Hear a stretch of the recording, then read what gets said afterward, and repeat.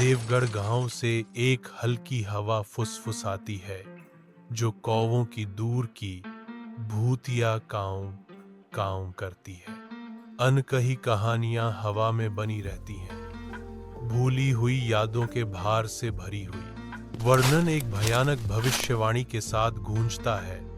वे कहते हैं, अगर देवगढ़ गांव में आखिरी लालटेन बुझ गई तो कोई कभी वापस नहीं आता। गांव भयावह चुप्पी में बैठा है, हमेशा गायब होने का खतरा संतुलन में लटका हुआ है। हर टिमटिमाती लालटेन एक नाजुक आशा रखती है जो बढ़ते अंधेरे के खिलाफ एक हताश गुहार है। कौवे ऊपर चक्कर लगा रहे हैं, उनकी काम काम गांव के नाजुक भाग्य की लगातार याद दिलाती है। आधी रात में विक्रम, तान्या, रोहित और समीर देवगढ़ गांव में प्रवेश करते हैं। उनकी हंसी शांत पेड़ों के माध्यम से उपहास करती है। तान्या की बेचैनी बहादुरी को भेदती है क्योंकि वह सवाल करती है, दोस्तों, यह सिर्फ एक कहानी है ना? रोहित की चुनौती रात में गूंजती है, सिर्फ तभी, तनु, अगर तुम्हें विश्वास है, चलो लालटेन जलाते हैं। वह जारी रखता है, हम आधी रात तक रुकेंगे। बूम जो भी नहीं चिल्लाएगा उसे 10,000 रुपए मिलेंगे। दोस्त साहसी नजरें बदलते हैं। चुनौती रात की हवा में भारी होकर लटकती है क्योंकि वे किंवदंती का सामना करने की तैयारी करते हैं। एक ही माचिस जलती है जो संक्षेप में अंधेरे में इकट्ठा हुए लोगों के चेहरों को रोशन करती है। एक लालटेन की गर्म चमक रात को चीरती है, लंबी नाचती छायाएं डालती है।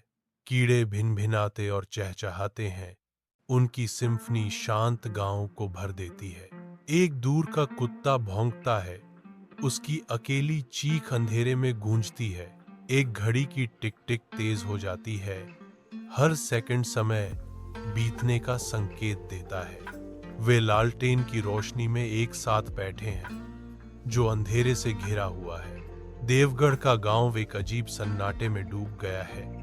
रात की हवा प्रत्याशा से भरी हुई है। समीर चुप्पी तोड़ता है, क्या तुम लोगों ने वह सुना? विक्रम बेचैनी को खारिज करता है, यह कुछ भी नहीं है। हवा रुक जाती है, हवा भारी हो जाती है, फिर अचानक झोंका लालटेन को झिलमिलाता है। वे एक दूसरे को देखते हैं, उनके बीच अनकहा डर गुजरता है। एक तीखी अशुभ दरार रात की शांति को तोड़ देती है। यह आवाज जंगल की अभेद्य गहराई से निकलती है। तन्या की आवाज डर से भरी हुई शांति को भंग करती है। वह क्या था? रोहित बहादुरी से आगे बढ़ता है, उसकी आवाज दृढ़ है, मैं इसे देखूंगा। एक पीड़ादायक चुप्पी छा जाती है जो केवल जंगल की बेचैन सिम्फनी से टूटती है। लालटेन की रोशनी बुझती है जो जंगली छायाएं डालती है, जो बढ़ती अंधेरे के साथ नाचती है। हवा गरजती है, फुसफुसाहटें ले जाती है जो जंगल से होकर गुजरती हैं, परिचित रास्तों को डर की भूल भुलैया में बदल देती हैं। जंगल बदल जाता है, इसके एक समय के परिचित रास्ते अब मुड़ जाते हैं और खतरनाक हो जाते हैं क्योंकि छायाएं अदृश्य जीवन के साथ हिलने लगती हैं। बढ़ते हुए डर से तान्या की आवाज कांपती है, विक्रम, यह मजाक नहीं है। वे कहाँ हैं? विक्रम का चेहरा दृढ़ संकल्प से कठोर हो जाता है क्योंकि वह आग्रह करता है, हम जा रहे हैं अभी। जैसे जैसे हवा ठंडी होती जाती है, फुसफुसाहटें तेज होती जाती हैं क्योंकि तान्या और विक्रम देवगढ़ के अज्ञात आतंक का सामना करने की तैयारी करते हैं। देवगढ़ गांव की रात में एक दिल की धड़कन की अशुभ आवाज शुरू होती है जो तेज और तेज होती जाती है। एक आकृति दूरी पर उभरती है जो रोहित से मिलती जुलती है लेकिन कुछ भयानक रूप से गलत है। तान्या चिल्लाती है, रुको, वो कौन है? विक्रम डर से फुसफुसाता है। भागो। भारी सांसें रात को भर देती हैं, क्योंकि विक्रम और तान्या जंगल से दौड़ते हैं। उनका रास्ता केवल एक जंगली टिमटिमाती लालटेन से प्रकाशित होता है। जड़ें उनके पैरों को फांसाती हैं, क्योंकि वे जंगल में और गहरे ठोकर खाते हैं। किसी प्राचीन और ठंडी चीज द्वारा पीछा किया जाता है। लालटेन की रोशनी कम हो जाती है, लंबी नाचती हुई परछाइयां डालती है, जो उनके पीछे के अनदेखे आतंक का संकेत देती है। विक्रम हांफते हुए चिल्लाता है, यह लालटेन है, यह चुन रहा है। तान्या की आवाज उसकी डर को दोहराती है। क्या चुनना है? लालटेन टिमटिमाती है। उसकी रोशनी कुछ भी नहीं में फीकी पड़ जाती है। देवगढ़ गांव को पूर्ण अंधकार में डुबो देती है। खामोशी छा जाती है, भारी और पूर्ण, जो हर चीज को ढक लेती है, जैसे कि यह अनंत काल तक चली हो। एक चीख रात को चीरती है, एक कच्ची हताश आवाज जो अंधेरे में गूंजती है। फिर चुप्पी लौट आती है, पहले से कहीं अधिक गहरी और अशांत। केवल डर की गूंज छोड़ जाती है। गांव जागता है, क्योंकि पक्षी भोर की शुरुआत का संकेत देते हैं। उनके गीत सुबह के धुंध में बुने जाते हैं। एक बूढ़ा ग्रामीण सुबह की शांति को भंग करता है। उसकी आवाज नरम लेकिन आशंका से भरी हुई है।